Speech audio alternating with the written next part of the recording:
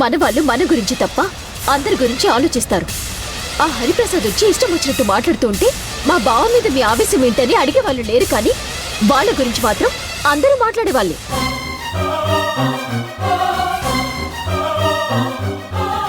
ఆయన కూతురు కోసం ఆయన మన ఇంటికొచ్చాడు.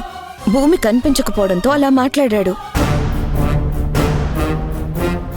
అదే మన బిడ్డనిస్తే ఆ బిడ్డ ఎటెళ్ళిందో కూడా తెలియదన్నప్పుడు అతని స్థానంలో నువ్వున్నా కూడా అలాగే ప్రవర్తిస్తావురా?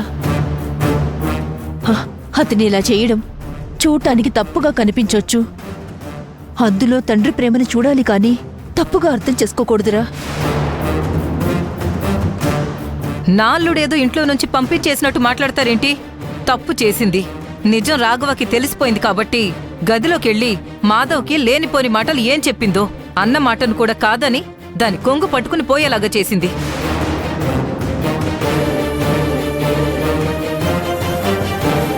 ఇంట్లో వాళ్ళందరూ బతిమలాడినా వాళ్ళు ఆగకుండా వెళ్ళిపోతే ఆయన గారు పోలీసులు తీసుకొచ్చి మా బావని అరెస్ట్ చేయాలని చూడటమేంటి? ఇంట్లో ఎంతమందున్నా అల్లుడు గారిని వెనక్కి లాగేవాళ్లే తప్ప హరిప్రసాద్ మీద తిరగబడేవాళ్లు లేరు. మాధవ్ ఉండుంటే ఆ పని చేసేవాడు. ఆ భూమి వాణ్ణి ఇంట్లో లేకుండా చేసింది. మీకసలు బుద్ధుందా? ఎప్పుడు చూడు ఎక్కించి గొడవ పెంచడానికి చూస్తారు, సర్ది చెప్పడానికి ట్రై చేయరా మీరు? వీళ్ళిలా చెప్పబట్టే భూమి మాధవ ఇంట్లో నుంచి వెళ్ళిపోవాల్సిన పరిస్థితి వచ్చింది. రాఘవ, అనవసరంగా హరిప్రసాద్ గారిని అపార్థం చేసుకోవద్దు. భూమి మీద ఇంకా కోపం పెంచుకోవద్దు. భూమికి జరిగినట్లు నాకు జరుగుంటే నువ్వు ఊరుకుంటావా చెప్పు? అంటే మీరంతా చెప్పేదేంటి? ఇంటికి పోలీసుల్ని తెచ్చి అంత గొడవ చేసిన అతను మంచోడు, అతని వల్ల అవమానపడ్డ బావేమో ఏం మాట్లాడకూడదు, అంతే కదా? హే, నోరు మూసుకో నువ్వు. ప్రతిదానికి ఇలా అడ్డదిడ్డంగా మాట్లాడి మా ఇంటిని నాశనం చేశారు. మాధవ్ని భూమిని ఇంటికి దూరం చేశారు. ముందు మీ ఇద్దరిని ఇంట్లో నుంచి బయటికి పంపిస్తే గానీ ఇల్లు ప్రశాంతంగా ఉండదు. చూసావు బావా, ఎవరి కోసమో నిన్ను తక్కువ చేసి మాట్లాడొద్దు అంటే మమ్మల్ని బయటికి పంపించాలి అంటున్నారు.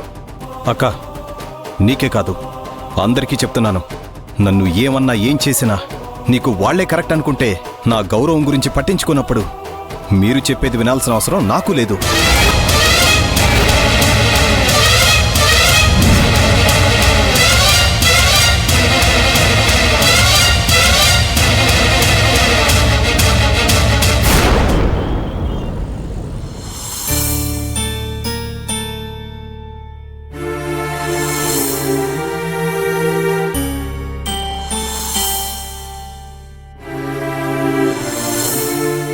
ఉండడానికి ఇల్లు దొరికింది.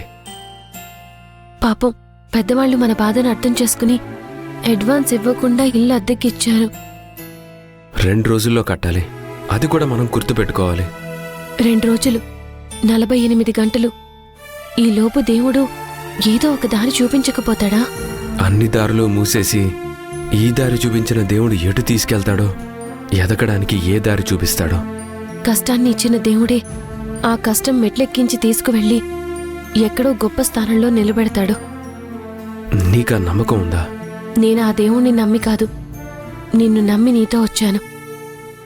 నా నమ్మకాన్ని నువ్వు గెలిపిస్తావు.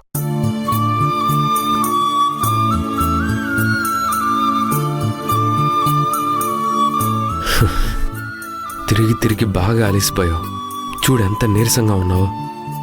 కొత్త కొత్త అలవాట్లు చేసుకోవాలి, కష్టంగానే ఉంటుంది. ఆ కష్టాన్ని కూడా ఇష్టపడ్డం మొదలు పెడితేనే మన జీవితం ఆనందంగా ఉంటుంది.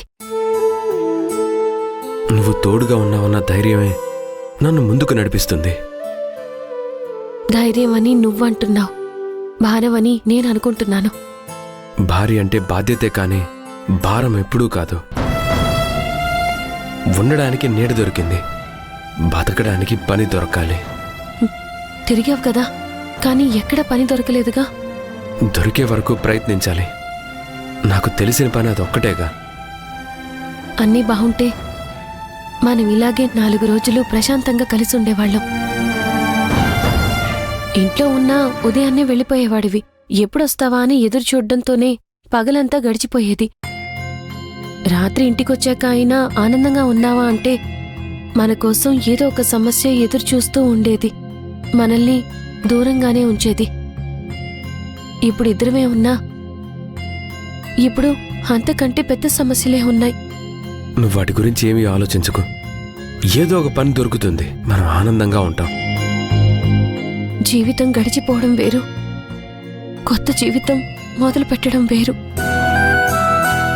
తిరిగి తిరిగి అలిసిపోయావు, ముందు కాసేపు విశ్రాంతి తీసుకో. ఆకలేస్తుంది మాధవ.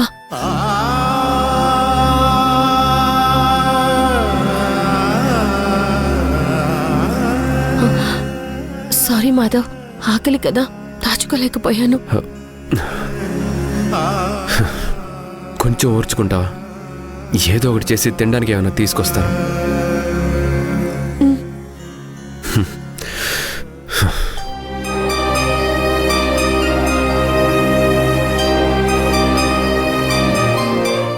కట్టుకున్న భార్య ఆకలంటే ఆలోచించాల్సి వస్తుంది.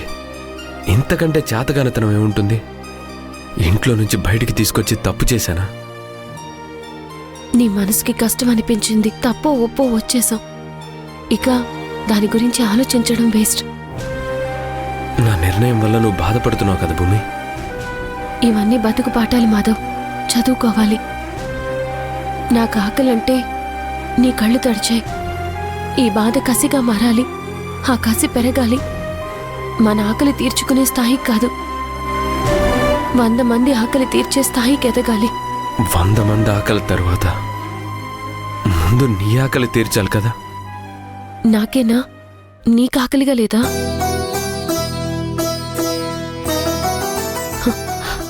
కట్టుబట్టలతో వచ్చేసాం.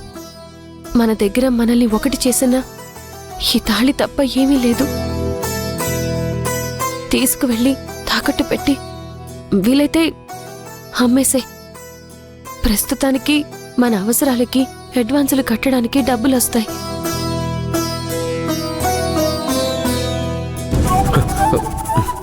వద్దు భూమి, అవసరాల కోసం వస్తువులు తీయచ్చు కానీ అది ఇద్దరి జీవితాల్ని ఒక్కటి చేసే బంధం. ఆ బంధాన్ని విడదీయకూడదు, అలాంటి రోజు రాకూడదు. ఎక్కడో చోట పని కుదుర్చుకుని అడ్వాన్స్ తీసుకొని మనం తినడానికి ఏమైనా తీసుకొస్తాను, కొంచెం ఓపిక పట్టు.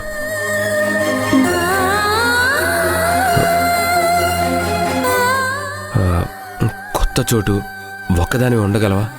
ఒక్కదాన్నే వదిలి నువ్వు ఉండలేవని నాకు తెలుసు. రోజంతా ఎదురు చూసిన దాన్ని ఇంకాసేపు ఎదురు చూడలేనా? వెళ్ళిరా మాధవా. ఆగు.